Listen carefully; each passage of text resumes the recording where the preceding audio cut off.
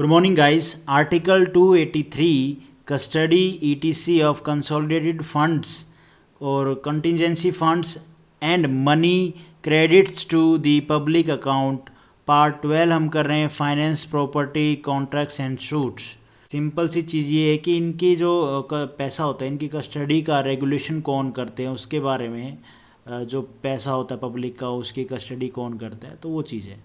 तो पहले क्लोज में देखते हैं the custody of the consolidated fund of India and the contingency fund of India, the payment of monies into such funds, भाई इन funds में पैसा आता है, ठीक है जी।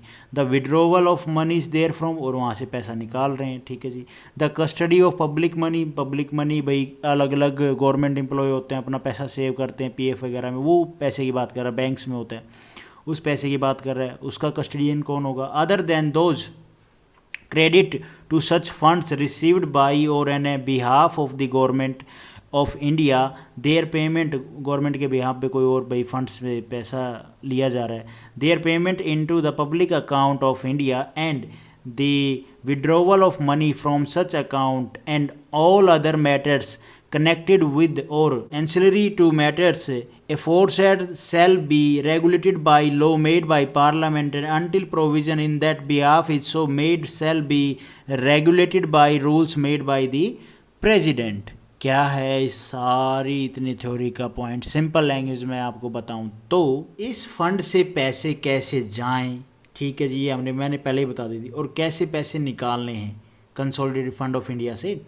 ये सब है जी। दूसरा public money means public money कौन सा, भाई जो बैंक्स में हम जो पैसा डालते हैं या जो प्रोविडेंट फंड में होते हैं, इस तरह का जो मनी होता है वो हमारा पब्लिक मनी होती है। और गवर्नमेंट क्या होती है, कस्टेडियन होती है भैया उस तरह के पैसे की।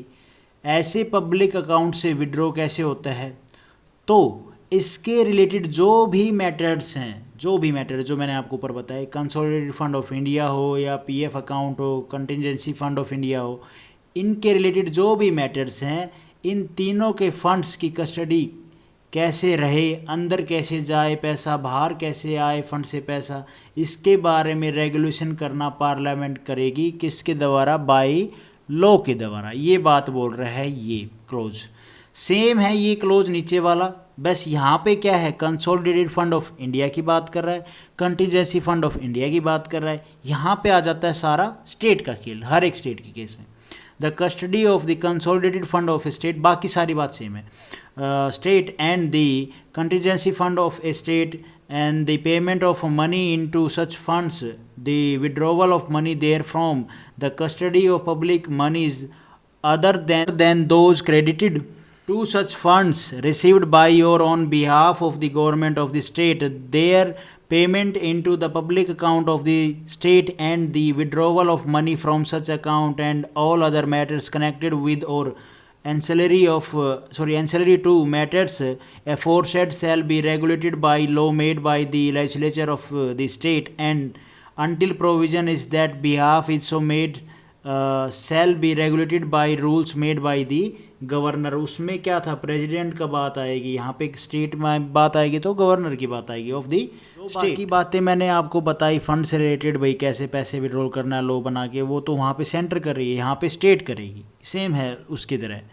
जो मैंने पहले बातें बताई, बस इसमें डिफरेंस क्या है, वहाँ पे प्रेसिडेंट था तो यहाँ पे कौन, गवर्नर। यहाँ क्या है, स्टेट लेजिस्लेचर लॉ बनाएगी इन सब के लिए। पीएफ अकाउंट हो गया, जो भी ये फंड है हमारे कंसोलिडेटेड फंड ऑफ स्टेट हो गया या कंटिजेंसी फंड ऑफ स्टेट हो गया, इन सब से रिलेटेड स्टेट लेजिस्लेचर लॉ बनाएगी। और जब तक नहीं बनाएगी तब तक गवर्नर ऑफ स्टेट बनाएंगे। मतलब सिंपल सी बात है, जब तक अगर लॉ नहीं बनाएगी ना स्टेट लेजिस्लेचर, तब तक गवर्नर के हाथ में पावर, वो देखेंगे, वो लॉ बनाएंगे। ये बात बोल रहा है हमारा ये सेकंड क्लोज। यही था हमारा article 283। Thank you for watching this video. आपको थोड़ी सी भी ठीक ठाक लगी तो लाइक करना, और चैनल पे नए हो तो भाई सब्सक्राइब करना।